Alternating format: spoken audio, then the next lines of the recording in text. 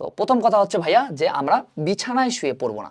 এটা আবার কেমন যেন কথা ভাইয়া, বিছানায় শুয়ে কেন পড়বো না? দেখো, বিছানায় শুয়ে পড়লে না অনেক সময় অলসতা লাগে। এটা আমার নিজেরও একটা বদ অভ্যাস ছিল যে আমি বিছানায় শুয়ে শুয়ে পড়তাম, মাঝে মাঝে সোফার মধ্যে শুয়ে শুয়ে পড়তাম, মাঝে মাঝে সোফায় বসে বসেও পড়তাম।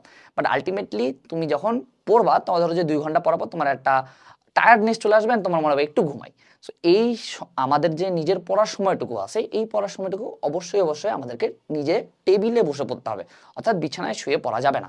এখন তোমার যদি অভ্যাস থেকে বিছানায় শুয়ে পড়ার, প্রথম প্রথম হয়তো একটু কষ্ট হবে টেবিলে বসে পড়ার, বাট আলটিমেটলি এটা কিন্তু তোমার কাজে দিবে। সো কখনোই বিছানায় শুয়ে পড়া যাবে না। আবার আরেকটা কথা আছে, আমাদের দেশে অ্যাডমিশন সিজন যেটা আসে, অর্থাৎ যে টাইমে আমাদের অ্যাডমিশন পরীক্ষাগুলো চলে, বেশিরভাগ অ্যাডমিশন টেস্টই কিন্তু আমাদের শীতকালে হয়। শীতকালে তো মেলা ঘুম লাগে। সো অবশ্যই অবশ্যই টেবিলে বসে পড়বা, কারণ বিছানায় শুয়ে শুয়ে পড়লে হবে কি, তোমার এই অভ্যাসটা যখন অ্যাডমিশন সিজনে চলে যাবে, তখন বিছানায় শুয়ে পড়তে পড়তে মনে হবে যে একটু ঘুমাই, বা বারবার খালি ঘুম ধরবে। সো অবশ্যই অবশ্যই টেবিলে বসে পড়বা। আর টেবিলে বসে পড়ার আরেকটা সুবিধা আছে, তুমি যদি টেবিলে বসে পড়ার অভ্যাসটুকু করো, তাহলে যখনই তুমি টেবিলে বসবা তখনই তোমার ব্রেইন তোমাকে সিগন্যাল দিবে যে এটা আমার পড়ার জায়গা, এখন আমাকে পড়তে হবে। সো অবশ্যই অবশ্যই আমরা টেবিলে বসে পড়বো।